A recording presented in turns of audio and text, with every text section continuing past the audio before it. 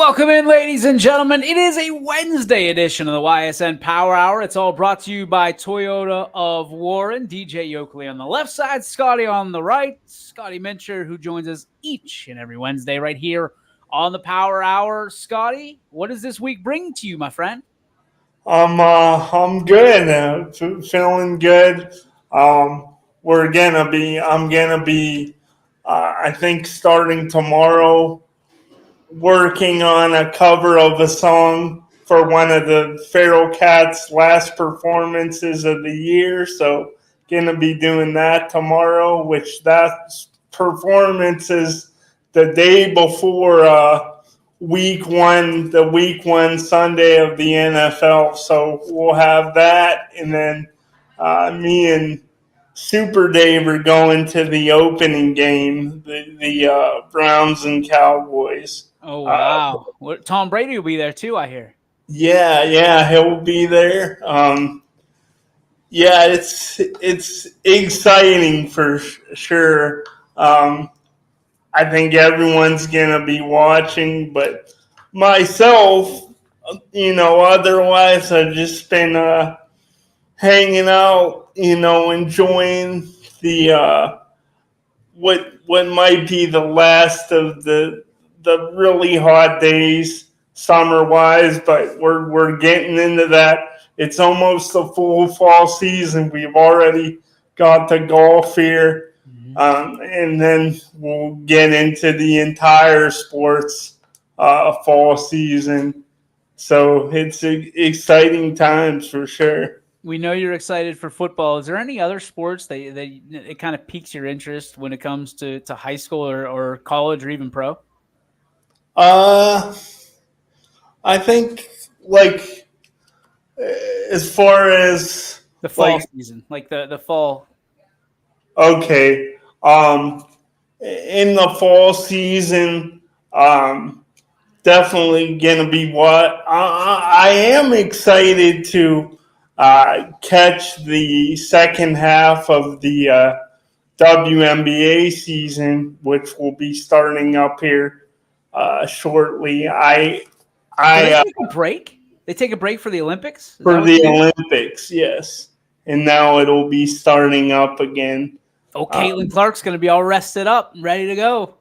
Yeah, and that's what I was gonna say. Is I'll admit I'm one of these newbies. Really started to pay attention to girls basketball a couple years ago, and really getting excited and into it now. And then there's I love baseball. I don't know. I think I told you this before. Like on television, I'd probably say football is my favorite sports to watch, but live at the game, I love baseball. And I was at a Scrappers game a couple Saturdays ago, and I hope to try to get to at least one more Guardians game before the season is out. But yeah, there's quite a bit I look forward to during this time. But I think like a lot of people, football is, it kind of takes hold of its first priority anyway. You going to try to get to the Pirates Guardians series at all? I would love to. And I kind of wanted that's kind of something I wanted to touch on that you get your thoughts on, because Randy Johnson, the MLB great, he recently, met Paul Skeens and had some discussions with him about like legacy and career. So I kind of wanted to get your thoughts on not just Paul Skeens and guys like Randy Johnson, but more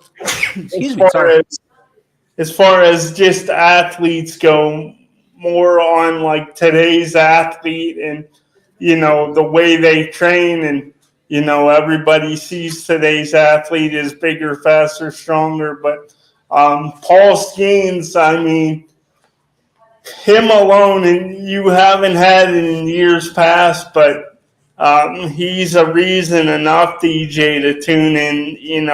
Every time he pitches he's already, probably the best pitcher in baseball, or one of the best. So, Preaching to um, the choir, baby. You're preaching to the choir. The only good thing going on right now in the Pirates organization, it feels like, but I digress.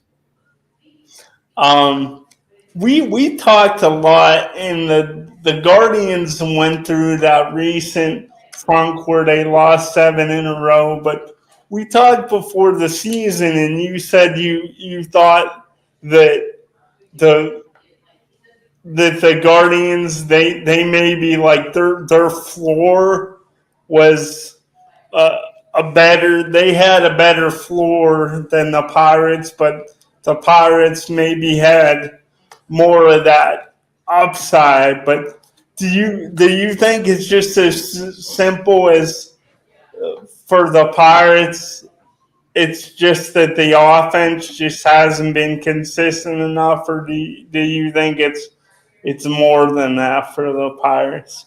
I think for the Pirates, it's they weren't really ready. Like for the last few years, they've been talking about 2024 being the year. The window's open now for the Pirates to be very good. Unfortunately, I think they kind of lost track of time. It's one of those things like when you're talking and all of a sudden you realize, oh man, I've been talking for a few minutes here. I've got a meeting I got to get to. That's what the Pirates did. Ben Charrington has been saying 2024 is our window. He said numerous times now that Bob Nutting is going to open up the wallet and essentially, let him go after some playmakers and some guys that otherwise Pirates fans are not used to. That has yet to happen. I mean, we continue to go after players that play 2, 3 positions. I don't know if they're just waiting to see if they can get Paul Skeens locked up for a number of years and bypass arbitration and things of that nature and free agency.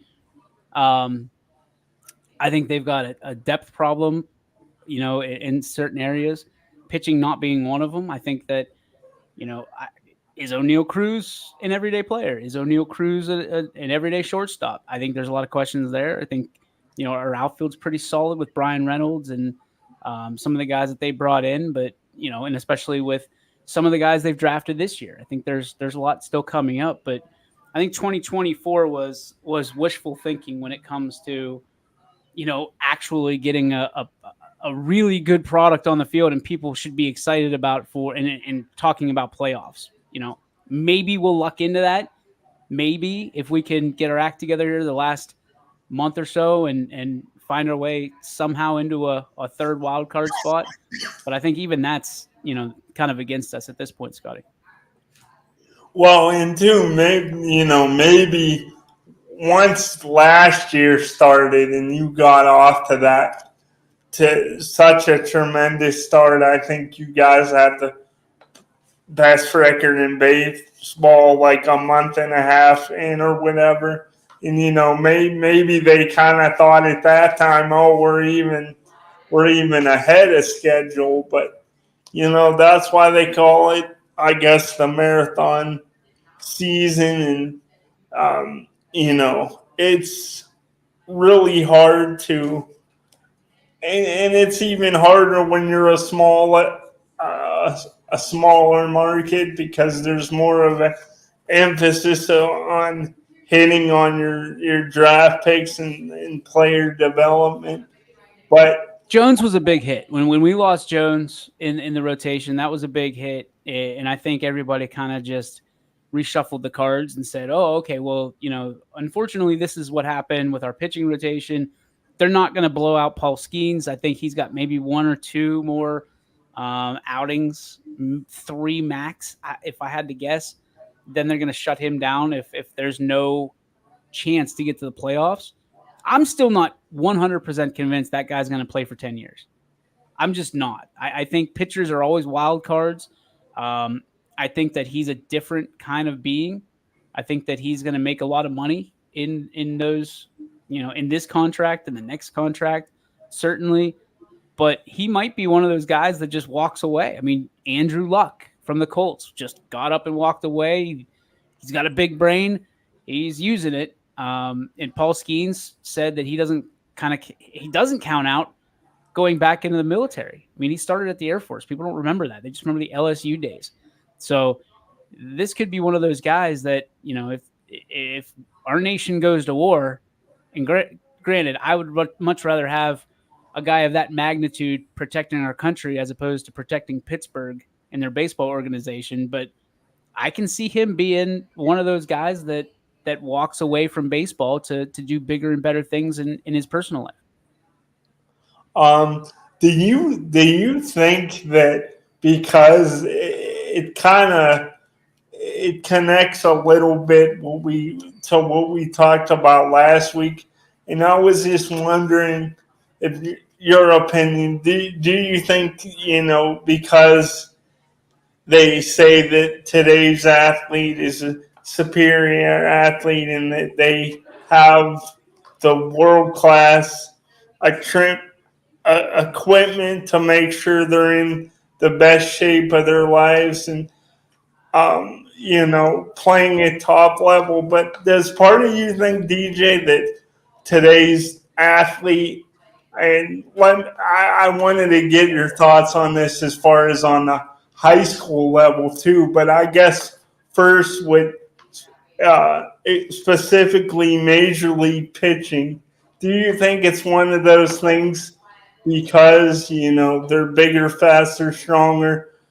Do you think it's one of those things where they're almost too finely tuned? It's like a finely tuned car, and there's more cases now where if one thing goes wrong with their body, it's kind of a bigger setback than maybe guys in the past. Do you think there's anything to that? Is because they have so much access to everything, and they take all the precautions that maybe when something goes wrong, they don't just say I'm gonna rub some dirt on and get back out there. Yeah, I think that everybody's body has its breaking point, and we never truly know when we've met that. So we always push our bodies, their bodies, whoever's body to the limit, depending on who you're talking about. I think that injury happens, bigger injuries happen more today in sports because of the BFS stuff, the bigger, faster, stronger series of equipment and you know training mindset. But injuries happened before, that we just didn't recognize it. I think the science is better too. So I think it's kind of two worlds colliding.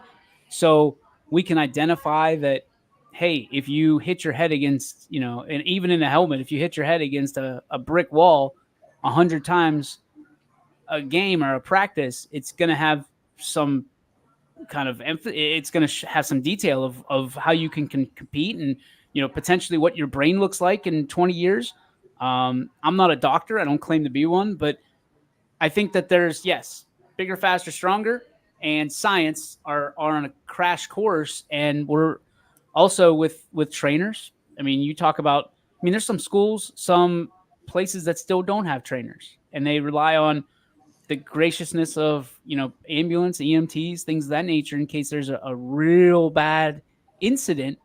But I think personally, and I know it's not feasible at this point in time, but I think every school should have a trainer, because at the end of the day, the number one priority should be those kids. And not that schools don't see a priority, it's just there is a huge, huge dollar amount that comes with trainers, not necessarily paying the trainers, but having them, making sure that you have the right one, making and these trainers are going everywhere. So you almost need a training staff like these colleges have, Scotty, to follow your high school nowadays, because there's so many sports going on, and these kids are getting bigger, faster, and stronger. And if left to their own devices, they'll go back in a game when they shouldn't.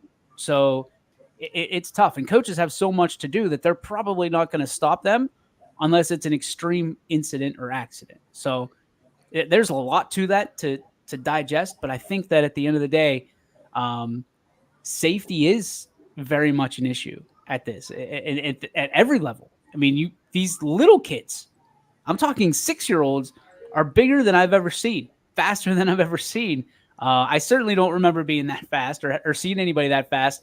In talking about flag football, these kids are more well aware of what to do, how to do it, how to evade, how to run through, how to properly, most of the time, tackle, so they can hit harder and they can make sure that that play is stopped, or the baseball goes further or harder, softball goes harder, further. The baseball, softball, comes in faster from pitchers more so than it ever has at a younger age. So there's a lot to kind of dissect. But yes, I agree wholehearted with you that these kids are bigger, faster, stronger, pushing their bodies to the limits, and that's why we're seeing, more injuries. Do you at least understand though? Let's because you've talked about even really young kids. Let's just say, and I know you're all about this, but somebody like Z, Mm-hmm. let's say he's coming along, and you can tell he has a lot of potential. He turns into this really good athlete, and say pitching for an example, because that's what we talked about. Like if he said to you one day, like, "Well, I'm really concerned about what my reputation and sort of legacy. I'm gonna go out there every time and you know give 110%, or push my body past, like I'm, even when I'm tired, I'm gonna try to fight through, because I want to, like, to start to build a legacy." Do you like see that as something that you would understand? Like, is it kind of one of those things where any sport could potentially be dangerous, so you're always kind of rolling the dice? Sometimes you just got to go out there and not even thinking about it, and about potentially if you're in the best shape or if you could get hurt?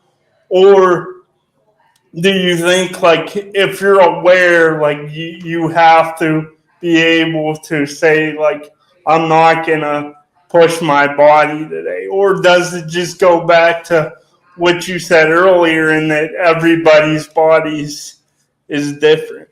Yeah, I think I know where you're going with this, but like he's 6 right now. And everybody has their own kind of philosophies on when to get serious about sports. I'm not going to get serious about sports with my kids until they're double digits, at least, at least, because then you worry about the 10U stuff.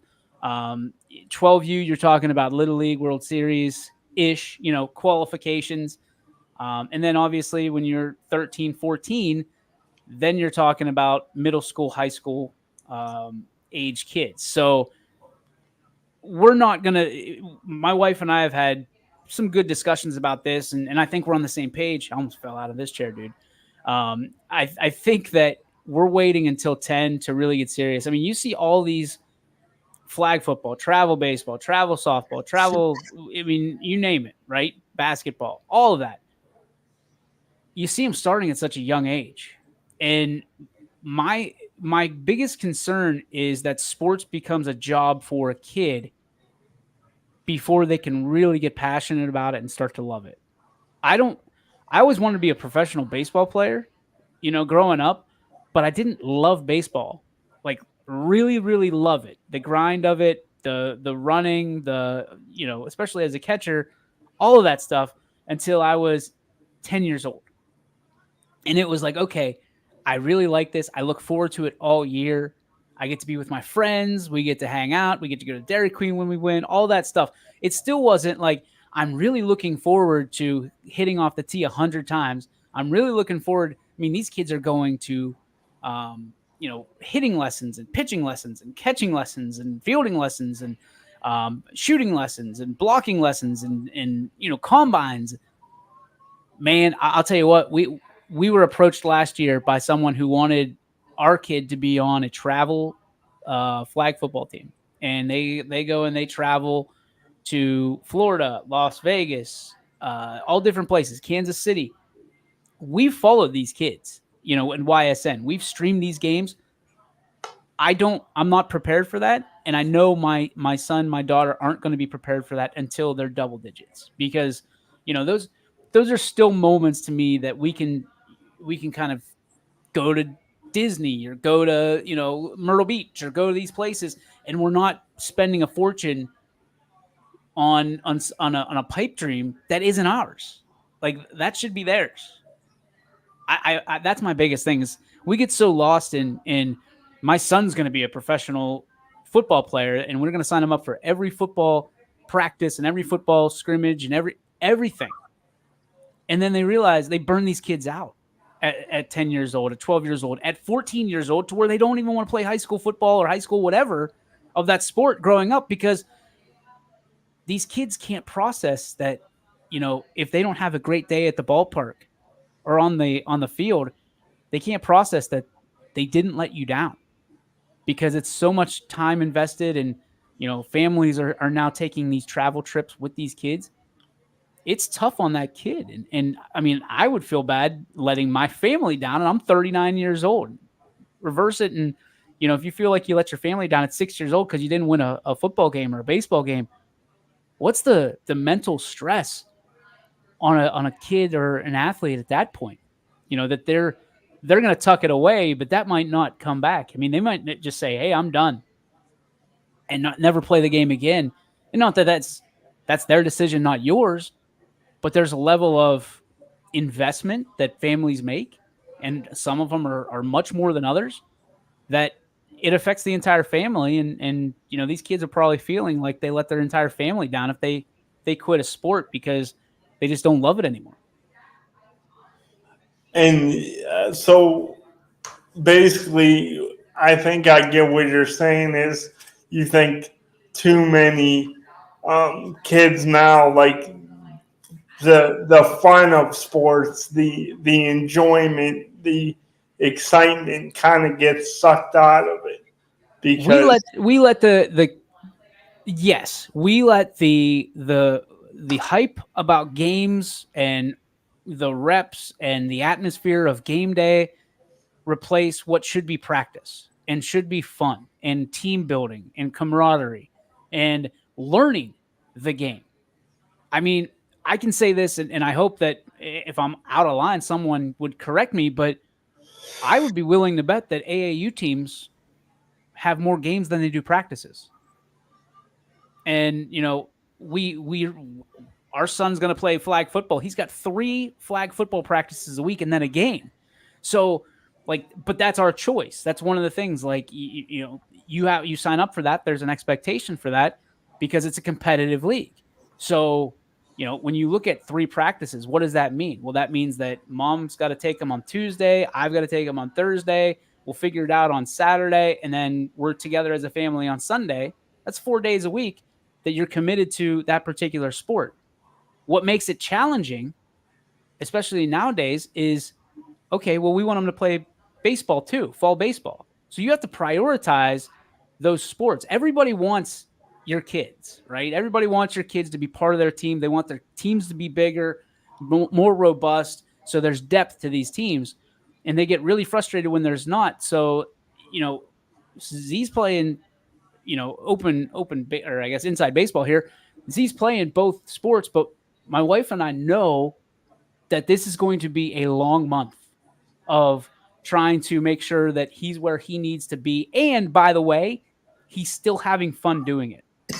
Because if he's not having fun doing it, it's over. Like, I'm not forcing him to do anything that he doesn't want to do in his extracurricular time that isn't fun. We tried soccer. It wasn't his thing. We tried wrestling. It's not his thing. But we're going to make him try stuff. When basketball comes around, we're going to have him try basketball and see how it goes. But it's one of those things, like, It's so challenging nowadays to say that your son or daughter, especially in the early ages, to be a multi-sport athlete because everybody wants to practice or play games 7 days a week. And it's just impossible. It's impossible for these parents to do it.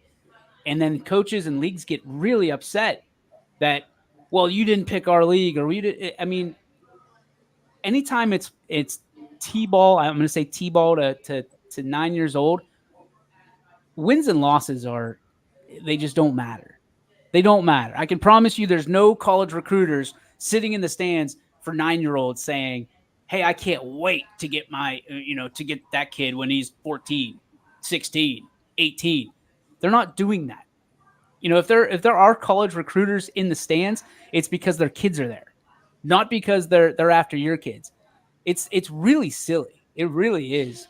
Um, when these folks get so wrapped up, and we had an instance where we followed baby Gronk. Well, that kid was 9 years old, and the field was packed for the flag football field, but it was more about what he did on TikTok and Instagram than what he did on the field, because there were probably 5 to 10 players that were better than him on that field. So it really is crazy the way that the sports have evolved from just being about fun, being about learning how to be a good teammate, to now it's everything's about that kid. They have their own brand, they have their own marketing, they have everything, they have their own fan page. Like it really is nuts, Scotty. It's crazy to think about. Yeah, it's wild, and like then you don't even think about even on the high school level. I think you said this last week, DJ. Like there could be a girl athlete or a boy, like say they have a bad day, say somebody breaks up with them, Oh, and like something like that happens, and then there's still this expectation, for them to go out and be like the best. And I like, we all, maybe not all, but a lot of people, they want to be the best. You want to be the best. You want to put the work in, but you also want to have fun doing it too. And I think sometimes that gets lost. Like even in my conversations with you and about my place here and what I'm gonna do, yeah. like I want to be reliable for you. I want to be someone you can depend on and you could get good things out of, but I also want to make sure that I'm having fun too, and it's not like work that I'm like, oh my goodness, like how am I gonna do this today? Well, I guess there's a balance. Yeah, And the way that you put it there, like there's a balance. When you're an adult and you're working, like sorry about it, it's not always going to be fun. I mean, you can go start your own business, you can go, do your biggest dream, right? And there's still going to be work involved. And I think that's the biggest misconception of growing up is like, hey, I'm going to do this. It's going to be everything's going to be sunshine and rainbows, and it's always going to be sunny. And no, man, people don't realize that life is work and work is life. And at the end of the day, when you're we talk about sports, and there's a lot of people that have bigger problems in their businesses than talking about sports, but there's still going to be issues because we deal with people, right? People, I'm not saying people are problems, but anytime you deal with people, you're dealing with egos, you're dealing with different ways of thinking, you're dealing with expectations, you're dealing with a lot of things. Somewhere along the line, for our kids in youth sports, it goes from being absolutely fun, right, to being super serious. And we're seeing that bar go down and down and down and down further into youth sports, where you're talking about 8U and that's coach pitch in baseball. That's, I mean, little dribblers in basketball. That's the cute little kids that are playing tackle football, that the helmets are bigger than they are. That's what we're talking about with 8U. And somewhere along the line, you've got this community over here that is, let's just learn the game and be happy and excited that this is the next generation of our community growing up in this sport. And another community is go out and win. And if you don't win, you're running 17 hill sprints. So like there's expectations. And anytime you're dealing with that and you're dealing with people, it has the potential to go from being absolutely fun and a recreation and something that everybody loves to a giant pain in the ass, and it very quickly. Yeah, and I think, like you said, and I don't think it's necessarily just with sports and what we do either, but I think it's everything, like in life. Like, there's so many things that are about balance and making sure you have a good balance. Like, if you want to, eat ice cream, and you're eating it 4 days a week, like at some point it's like that hurts, and then you go to the doctor and your legs are swollen up, and it's like you don't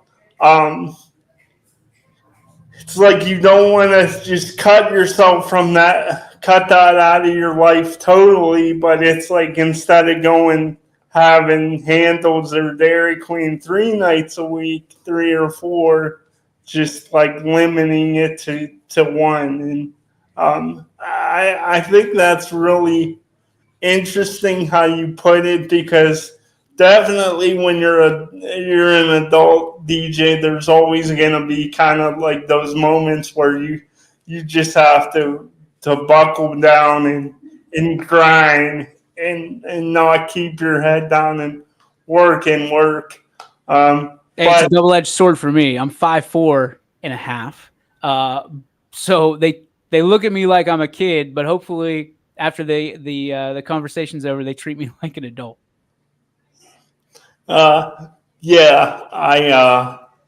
The beard helps. I'm not that much taller than you, so I see where you're coming. Scotty, you're in a chair, so that's a little bit of a slight towards my height. So I appreciate that. That's a good joke. I like that. When you stand up on your new chair, you tower over me, man. You could probably dunk on me if we had a hoop that was small enough for us. I'm like, what was that? Like Sean Bradley or something. You'd posterize me, dude. Absolutely. I'd be on a poster like this with Scotty towering over top of me with a Duncan. Hey, you got the, you got the brains though. That's another. That depends on who you ask, my friend. It depends on who you ask. Hey, let's take a break. When we come back, I want to talk to you about Brandon Ayuk. This situation got real interesting, and I want to see how you feel about being out of the Brandon Ayuk sweepstakes. All that and more coming up on the YSN Power Hour with Scotty Mincher. It's a Wednesday edition. Don't go far. We believe expectations are made to be exceeded. At the new Toyota of Warren, it's about more than just getting a great deal. It's about service you can count on and a friendship you can trust. Year after year, we've done what we do best. We've gone the extra mile so you could too. Because we know it's just not about buying a new car. It's the start of a new adventure. Toyota of Warren, driven by you. As Comco celebrated 70 years in 2022, we have much to be thankful for. We are proud of the Comco culture as we serve our customers with Comco Care with our premier customer service, quality parts, and on-time delivery. The partnerships we have with our customers and our community are second to none. We thank you for your continued support. We are proud to be part of this community and will continue to offer great jobs for great people. Change. This one word can make you break out in a cold sweat. But with change comes wisdom, experience, and understanding. At Myers Family Insurance, we can help make changes in Medicare, insurance, and retirement a positive experience for you and your family. We've gone through changes, like our new office and new faces to help our family of clients too. For all your Medicare needs, call Myers Family Insurance. Check us out online at myersfamilyins.com or find us on Facebook.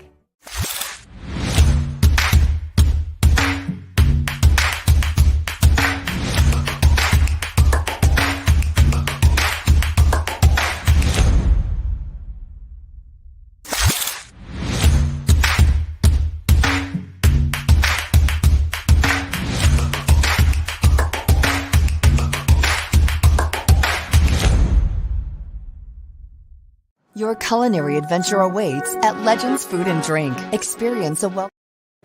Back we come here, the YSN Power Hour, brought to you by Toyota of Warren, DJ Yoakley, and of course the legendary Scotty Mincher with you. Wrapping up the show, Scotty. I know I was so proud of us. We went all last week without talking about Cleveland and Pittsburgh.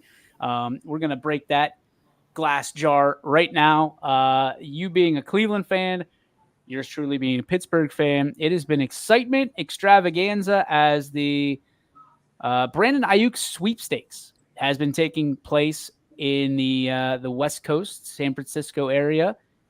I just think the guy doesn't want to sign with San Francisco, and San Francisco is doing everything they can. He didn't want any part of Cleveland. I think that was probably the best drawback, the best pull or haul, as they say in the business.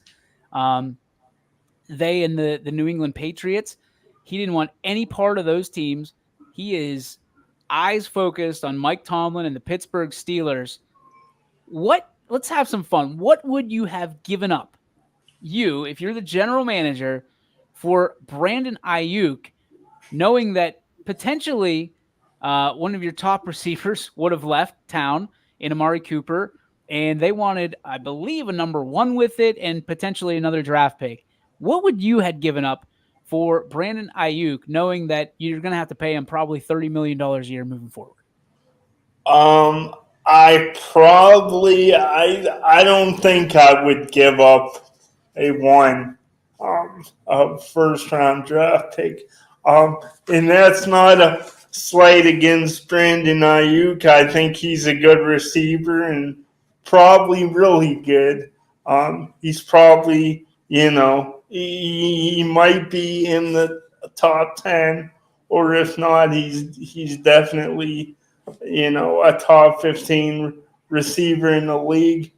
But I'm just going based off, recent history. You look at even a team like the Dolphins put so much money in the Tyreek Hill and Jalen Waddle, and now they just played Tua, and it's not that the Dolphins are a bad team, but it's like nobody really has taken them serious these last couple years as like a legitimate Super Bowl contender. So I think unless you believe, and I kind of think the Browns do believe that maybe they were just that one guy away.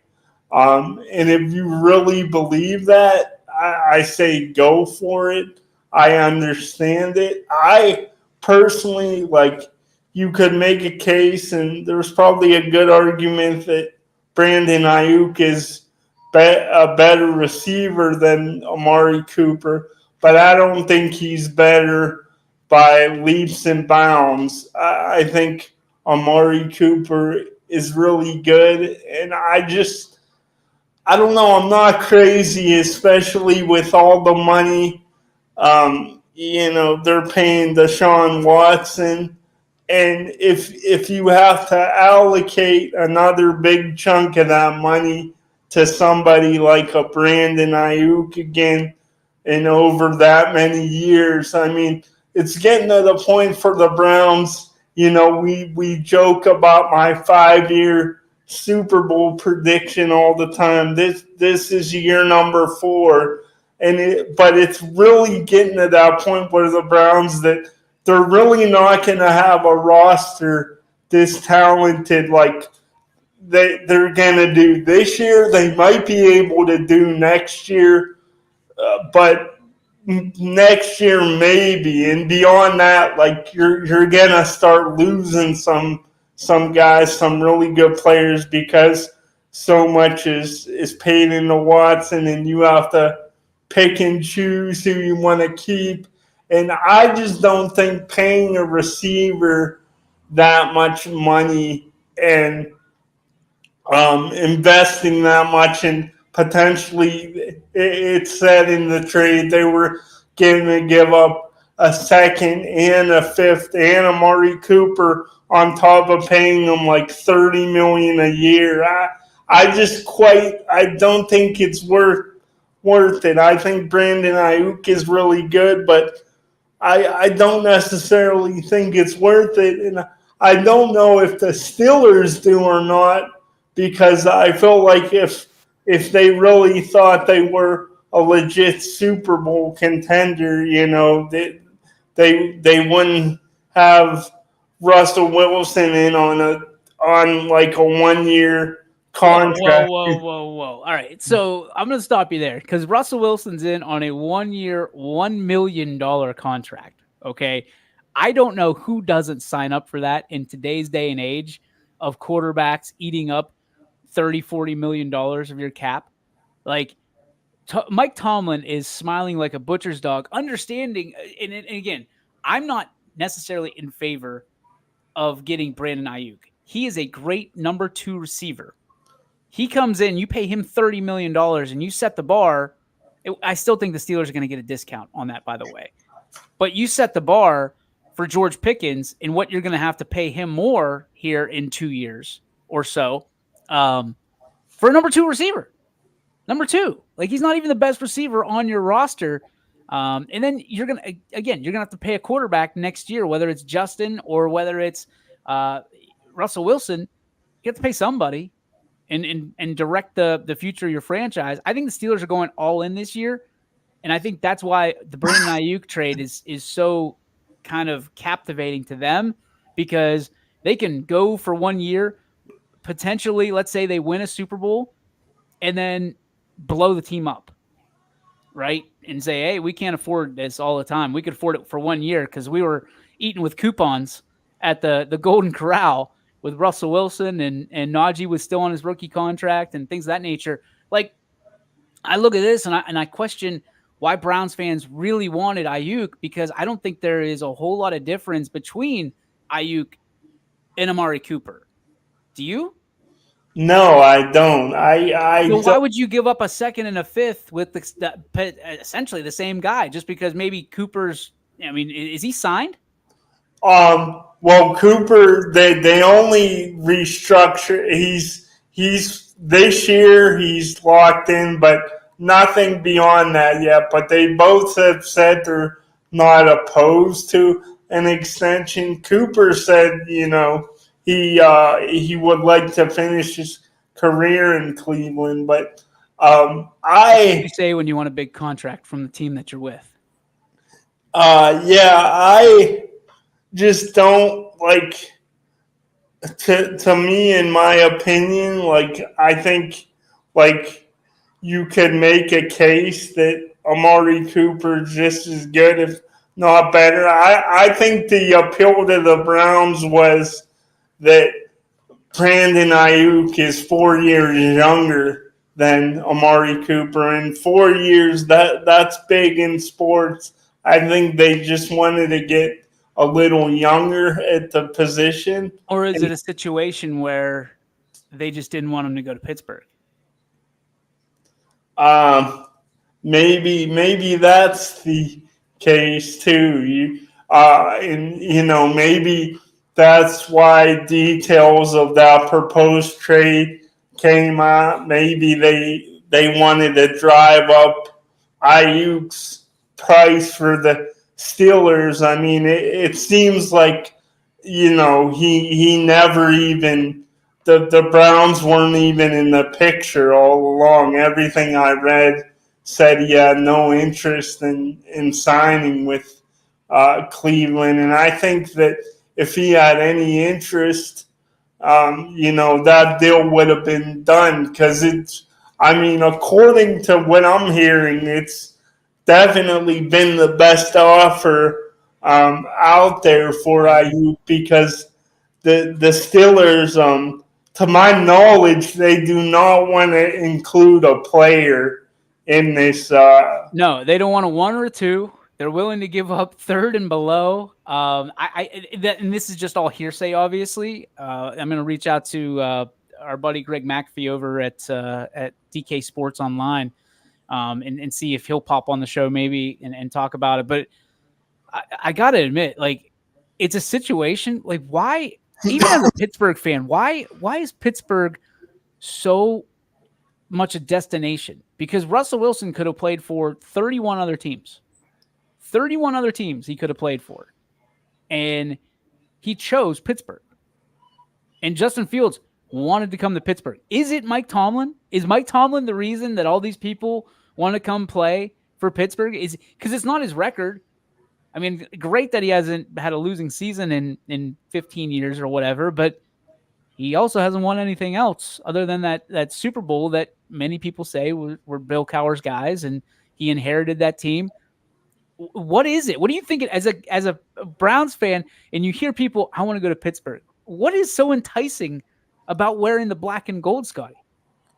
I think personally, like you talked about where Tomlin has maybe come up short over the years and not reached, as he says, the standard is the standard.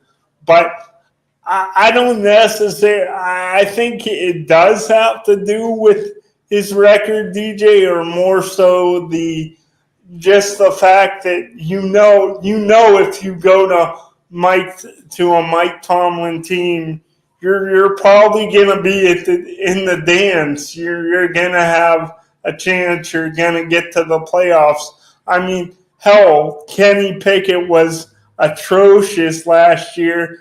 And they still made the playoffs. Thank you, Mason Rudolph. I had to chuckle too pretty hard, and it was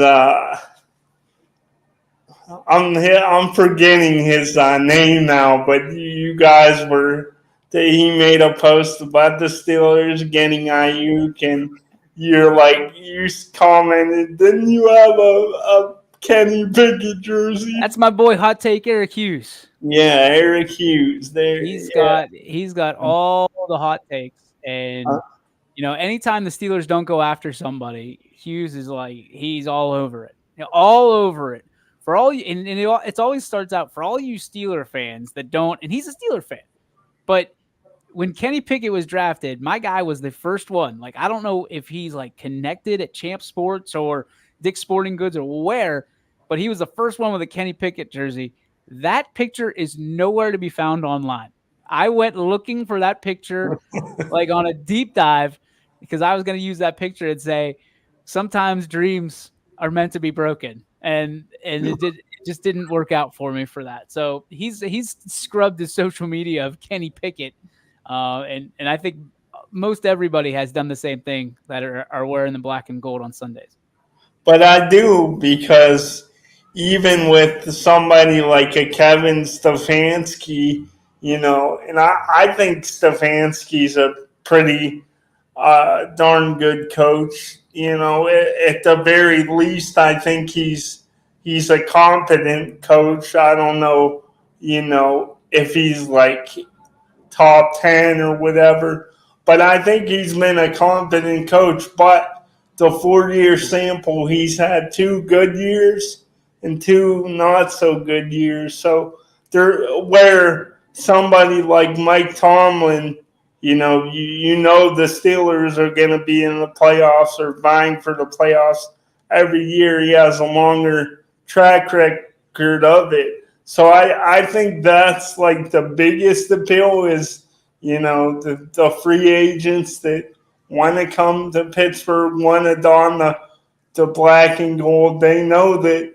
we're going to have a chance. And I mean, with how good your defense has played, DJ, you don't even really, you don't necessarily, it's like the Browns. Like if the Browns defense plays at the level they did a lot of last year, you don't necessarily even have to be a juggernaut on offense, even if you're just, a pretty good offense. Like, you could win a Super Bowl that way if you have one of the best defenses in the league, if it's elite. So I think the other players, they look at somebody like a TJ Watt, they look at Alonzo Highsmith, Cam Hayward, and they're like, why wouldn't I want to come and play here with these guys that are going to give me more of a margin of error because they're studs. Oh, that defense is going to be good this year. I really do believe it's going to be good. I think the offense has potential to be very good. What my biggest fear is, Scotty, is we end up with Brandon Ayuk, which I think will happen. I mean, I don't know at this point, but I feel like it's going to happen. He doesn't want to sign with the 49ers, at least, strong. He's really strong about not signing with the 49ers at this point. I don't know what they did to him, but it wasn't good. I think he's going to come to the Steelers, and unfortunately, it's going to be one of those situations where he gets hurt. I've seen this movie before. I've read this book before, and, Roman Wilson or someone like that, who went to University of Michigan, for all you Ohio State fans out there, steps up and we realize we didn't really need him. Like, what do we need Ayuk for? Or it turns into a situation where Mike Tomlin so much loves to say 2 dogs, 1 bone, and that's how you produce someone like Antonio Brown when you've got a slew of receivers, Emmanuel Sanders at that point, and Mike Wallace. They had the 3-headed monster. So maybe we get another 3-headed monster with Pickens, Ayuk, and Roman Wilson. Who knows? I do want to ask you before we go. A lot of talk about the potential of the Browns building a brand new stadium, the Dome, the entertainment center in the middle of Brook Park. For you, do you like this idea? You're a guy that held Browns season tickets for such a long time. Do you like this idea, pulling out of Cleveland and going to Brook Park? Do you think that there's potential? Because the city of Cleveland doesn't like it, obviously, for business purposes and so many other purposes. But the Browns see opportunity to bring Super Bowls and NCAA championships and all kinds of things, Taylor Swift, all that stuff to the Cleveland area without necessarily being in Cleveland. My question to you, Scotty, is if tickets are, first off, do you like it? Secondly, if tickets are $400 a piece, are you still willing to go watch that Browns team? Or is it a situation where you just hope and wish they would just stay in Cleveland so you can watch your team no matter what the weather's like? Yeah, it's kind of one of those things I have mixed emotions about it, because I have been to, bad weather games and sat through the cold and rain and the snow to watch the Browns, and there's something being somebody from this area, and even like Pittsburgh and Cleveland people and fans, they're known as, blue collar hard workers. So, like, part of me just says, especially with they're probably gonna jack the prices up quite a bit with this new stadium. And part of me just says, I want to be able to afford, I want to be able to go to the games. But I also see the appeal of Brook Park. Right now, I'm leaning more towards the Brook Park idea because the Browns could have so much more. They could host so many different events, and Cleveland could be a more desirable destination. So I'm leaning more towards Brook Park. The bummer thing about it is, not being downtown and not being on the lakefront. That's kind of a hard pill to swallow. But I think the pros outweigh the cons with this new stadium. So I am for it. We will see how it goes. The Super Bowl tickets would be, we have a chance to go to the Super Bowl, right? I guess for the first time, we don't have to worry about hotel and lodging and things of that nature. But it's still Cleveland in February. I think that's what people need to remember. It doesn't. You're inside, but it's still Cleveland outside when you want to go do stuff in the month of February. So we'll see. That brings us to our Joe Dickey Electric. What's your spark? Presented by our friends over at Joe Dickey Electric. Anything electrical, just contact Joe Dickey Electric at dickeyelectric.com.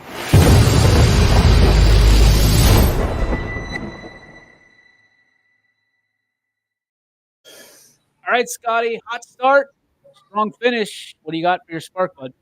So my spark, I'm gonna have to give kudos, and I'm gonna have to give him his flowers, and that's my main man, Anthony, who's let me be a contributor and co-host with him on Running Point for quite a while now, and he came up with a new intro for the first time in 4 or 5 years, and I am in the intro. So I just wanted to give Anthony his just due again and say thank you for. Oh, this is new. I want to see this. All right, let me run this. Here we go. The new intro for Running Point, made by and created by Anthony Hartwig. Here we go. The opinions and views expressed in the following program are those of the speakers and the host, and do not necessarily reflect those of Yoakley Scott Corporation and your sports network.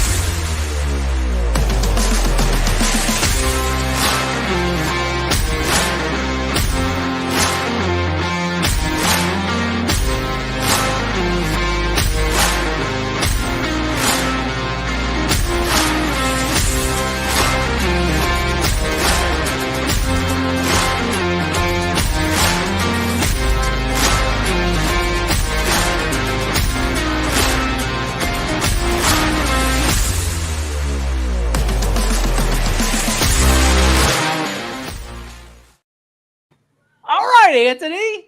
All right, dude. Hell yeah. I love it. That's awesome. That's real. Now I gotta go make it. I gotta go make a new intro now. Now he's got me pumped up. I gotta make a new intro. Yeah, you gotta one up him now. My intro is now not good enough, so I've got to go invest. I'm gonna get a new That's it. I am so proud of Anthony Hartwig right now. Way to go, Ant. I know you're probably watching. Way to go, kid. Way to step it up. That's awesome. That's great stuff. Showcasing the area's talent. For those of you who didn't know, I made the intro years ago for a different host, and Anthony has wanted one. I have not been able. I mean, I probably could have made one. Not nearly as good as that. Nice job, Anthony Hartwig. Attaboy, Twiggy. Proud of you. Good spark, Scotty.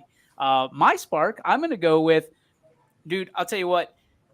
I talk about being a parent a lot, and there's a lot of good things that are about to happen that I'm really excited for. But being able to sit at the dinner table last night with my wife, she was working. It was late, and our daughter was singing at the top of her lungs, and she was having a great time just being, Z was upstairs sleeping because he's got to get back in the routine for school. But B was at the top of her lungs, screaming and singing and just having a good time. And to see her laugh and giggle, and she was doing kids yoga, and she dropped the namaste on both of us, and it just sent us into a tizzy, man. Like just seeing a 2-year-old, hearing a 2-year-old say namaste. There's nothing like it. I guess it's hard for people to understand until they understand. There's nothing like being a parent. I'm so blessed and so honored, and it's been such a journey. And with the best is yet to come, I'm sure. But that was a great moment last night. So that is my Joe Dickey Electric. What's your spark? Presented by Joe Dickey Electric and dickeyelectric.com. Scotty, that's going to do it for us. Thank you as always, for your time on these Wednesdays. Thank you for your insight, your knowledge, and of course your wit. that never gets clouded. You are an effervescent ray of sunshine, my friend. Thank you so much for your time, and look forward to seeing you next Wednesday. Sounds good. Thank you, DJ. We'll see the rest of you tomorrow, 3 to 4, right here on the YSN Power Hour, presented by our friends at Toyota of Warren. So long. YSN thanks you for